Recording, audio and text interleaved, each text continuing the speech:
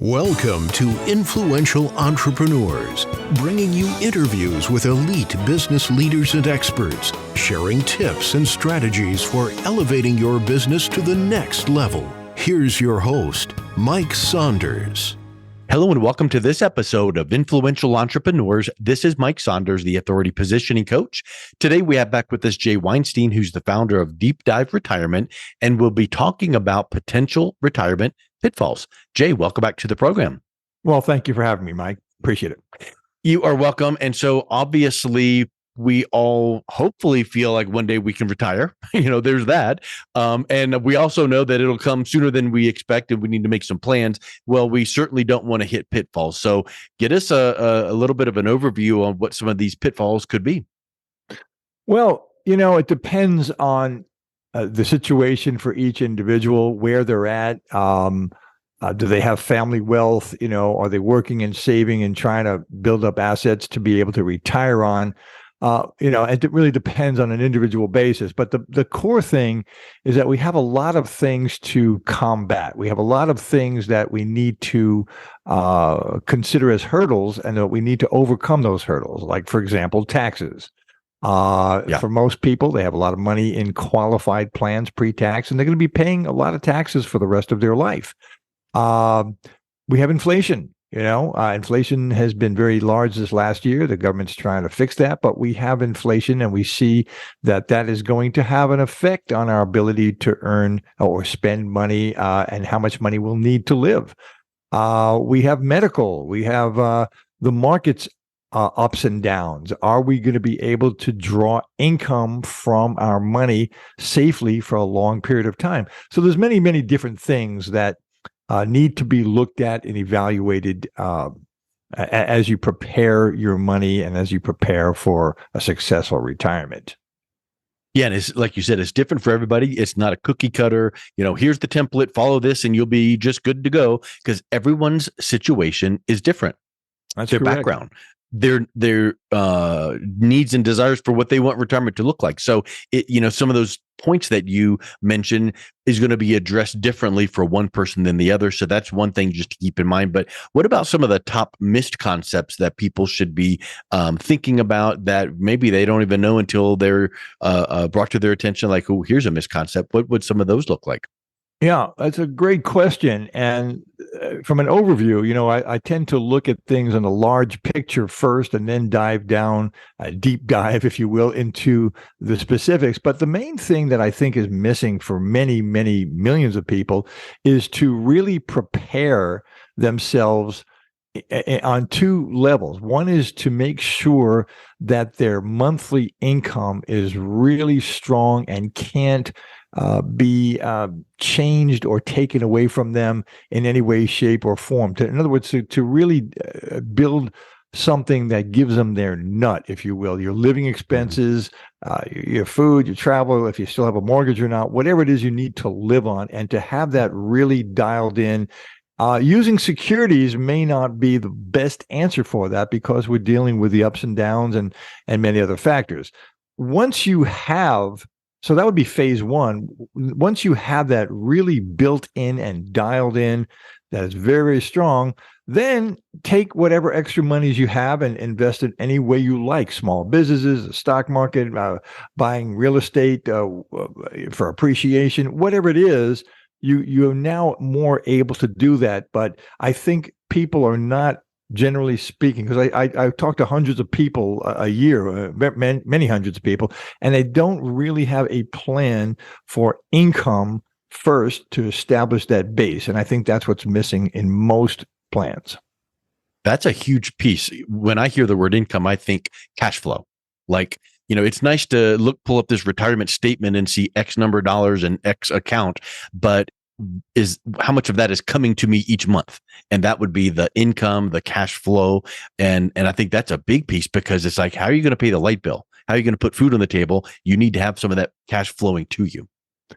That's correct. Very well said. The thing about it is, when you retire, that by definition, it means you're giving up, you're quitting work, right? Your career, whatever it was. And and also your paycheck goes away, right? So you don't have that steady monthly paycheck that you did when you're working. That day that you call it quits, that's the point where we've got to make sure there's going to be lots of income.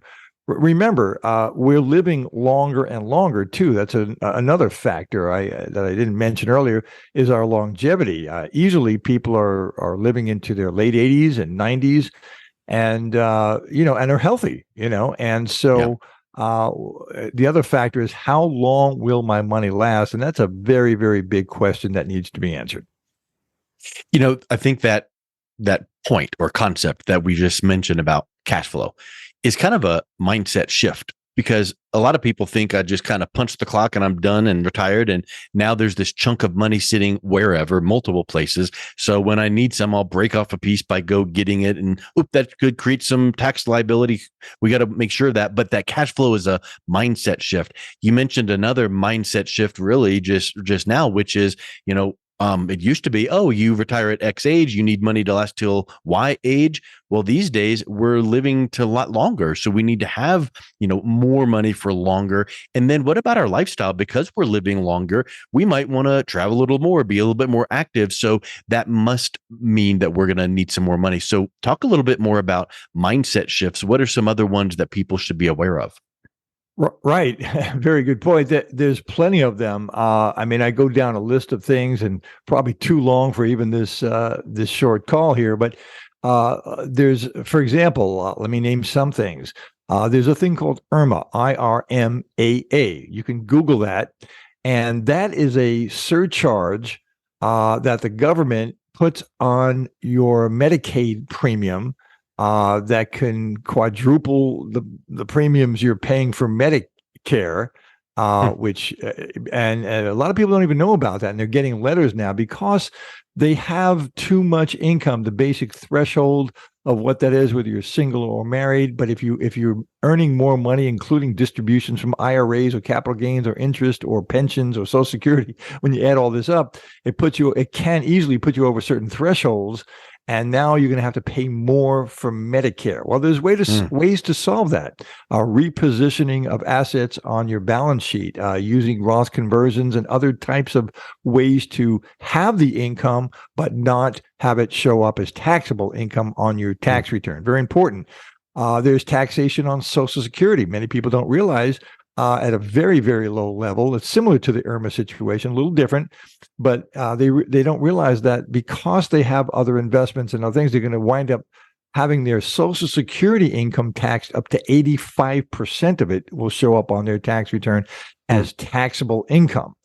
All right. So those are two. You have, then just regular taxes, because most people, when they're working, they want that match at the corporation. And that's a topic I discuss with people. Is that match really, really worth it? It sounds like free money, but it's when you look at the whole picture, you're creating taxable income for the rest of your life, which boosts up your Social Security taxation, causes an IRMAA problem. In other words, what I'm trying to say is that there's many, many factors that are interrelated. And what I see as the big problem, going back to the original, what is the issue I see, is that most people, and because investment advisors, good, bad, or indifferent, they're focusing on rate of return. But when you start to look at the whole picture, there's many interrelated factors that can cause you to lose money in the form of taxes and other fees and surcharges from the government that will really take away money that you should be keeping and holding on to. Very important to look at it from that standpoint.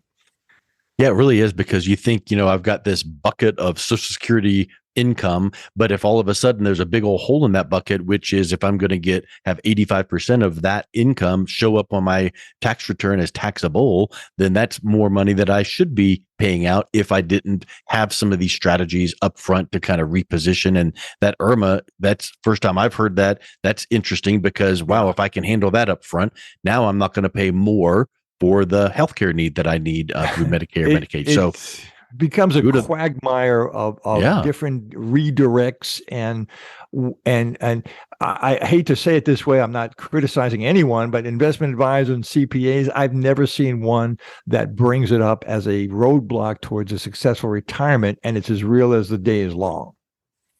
Yeah, it's almost like we know these common things, save retirement and have money there, but some of these other things that really start chipping away, and we understand. I should make sure that my tax situation is good, but Irma, that's unique, and making sure that my Social Security isn't taxed as much as it could be. That's an aha for a lot of people. It really is, and I want to address another issue because it has to do with the longevity, but it also ties in with what I call the two percentages. And let me just discuss that briefly. The two percentages that should be looked at. Of course, the first one is rate of return, and everybody knows they want to get a higher rate of return. And but when you factor in all of these other elements, longevity and taxes and surcharges and fees, that will help you. But I question, and I built software to demonstrate it. It doesn't help you for a sustained retirement that will last, for a long period of time, as much as people think it would. Rate of return, I'm talking about. The other percentage is percentage of payout, right? So if you have $100,000 or $1 million, whatever the figure is, a percentage of payout, we want to get you a higher percentage that you can receive as income, and the plans that we can design now can get us into the 10% or 10 or 11 or 12% payout bracket. I want to be very clear. I'm not talking about 10 or 11 or 12% rate of return. I'm talking about the payout factor from your money. And that, under my analysis that I've done for many, many years, is a far more important percentage to look at.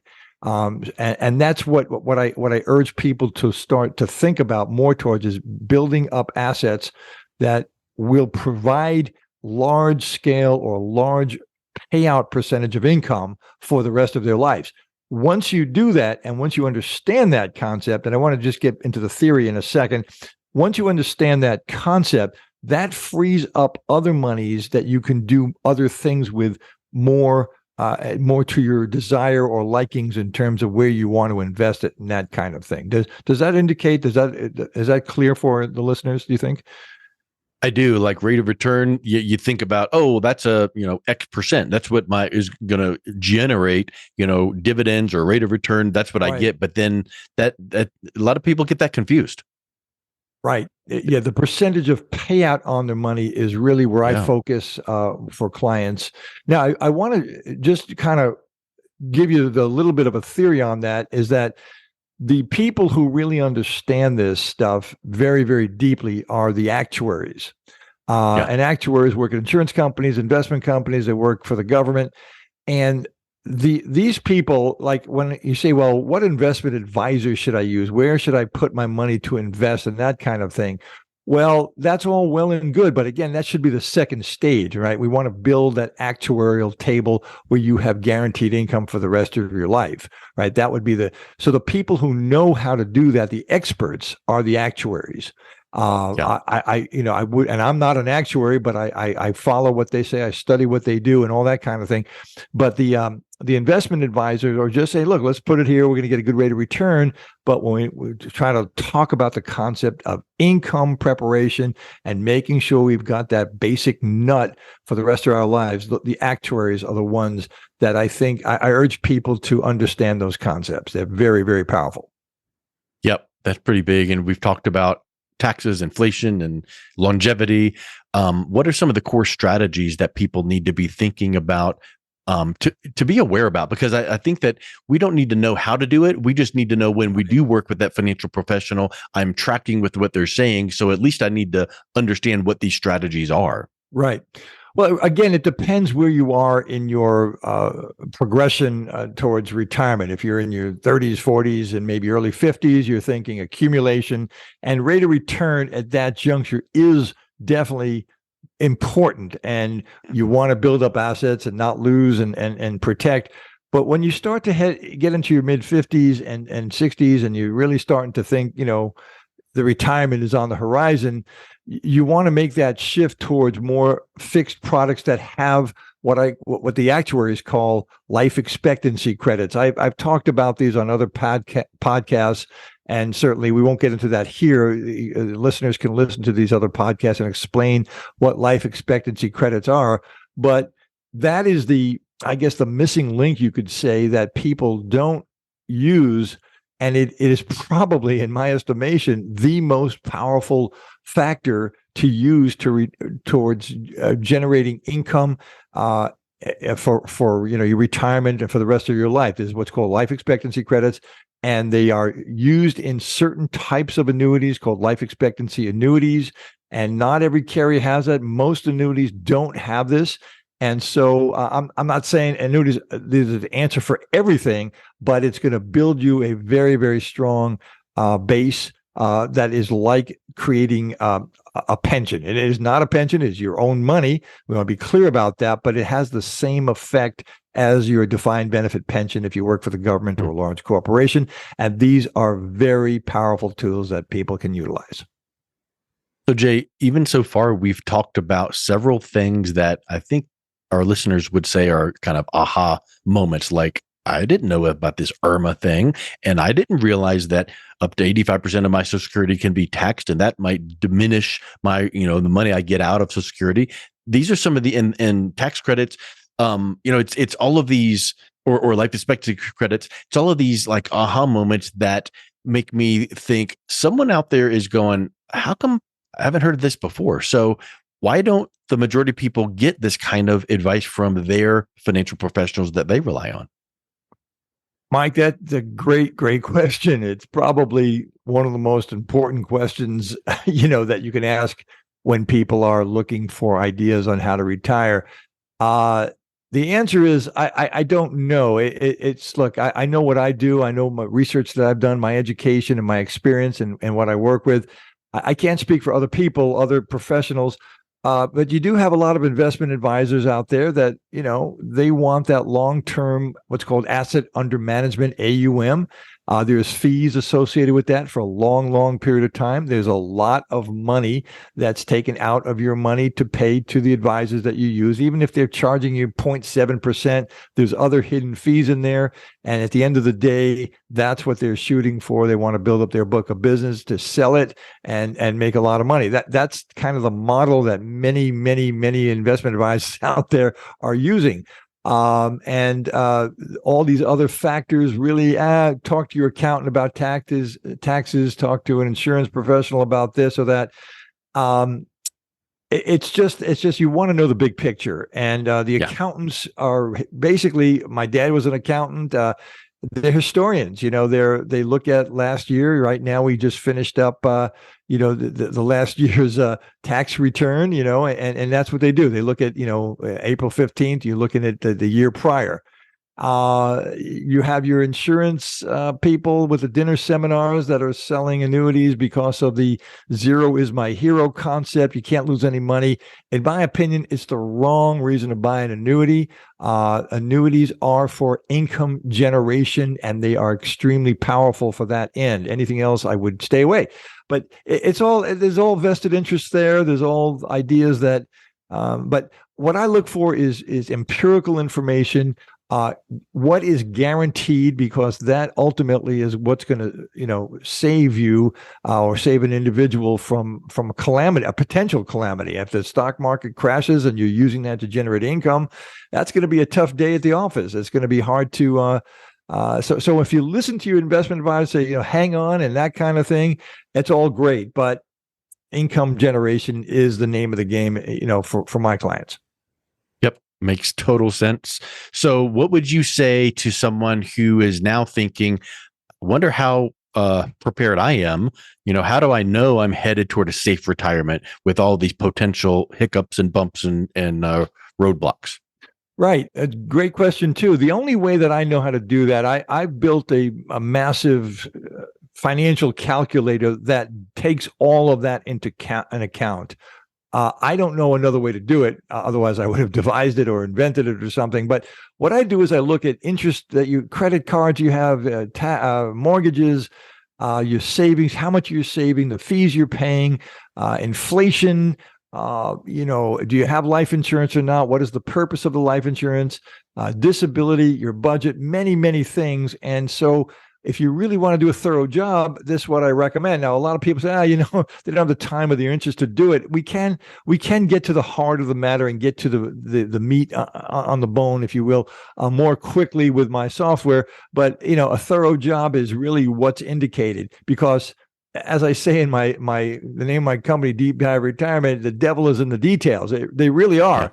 If you're not looking at these things and monitoring them, you're going to be possibly in for some rude surprises, and maybe multiple rude surprises down the road that you didn't see.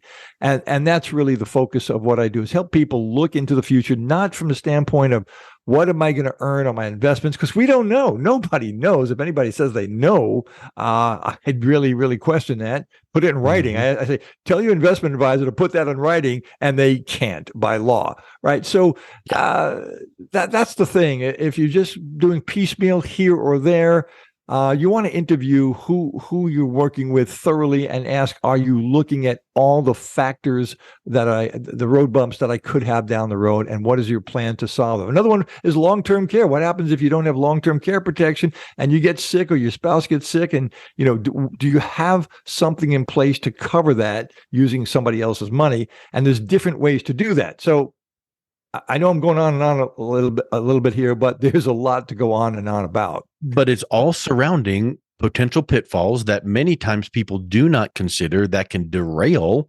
your access to cash in retirement. So it's all really zeroed in really well here. There's been so many aha moments for me that I've heard here. So Jay, I would just say, if someone is curious and maybe interested in having a second opinion or having you take a look at their situation, what's the best way that they can reach out and connect with you? Well, sure. First of all, if you have an email that has this recording, you can respond to that. The email address is deepdiveretirement@gmail. Deepdiveretirement@gmail. I use Gmail because when I travel, it's just easier to log in and answer emails quickly rather than have my own domain name using that. So it's that way. The telephone number is 602-448-0263. 602-448-0263.